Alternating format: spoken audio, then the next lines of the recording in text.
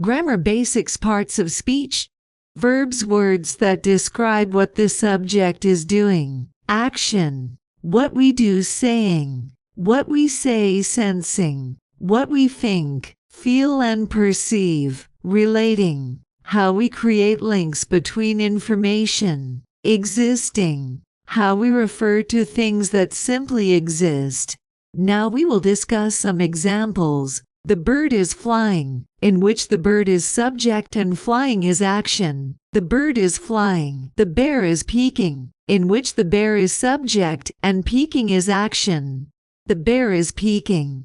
The sloth is swinging, in which the sloth is subject and swinging is action. The sloth is swinging. The girl is diving, in which the girl is subject and diving is action. The girl is diving. The puppy is snoring, in which the puppy is subject and snoring is action. The puppy is snoring.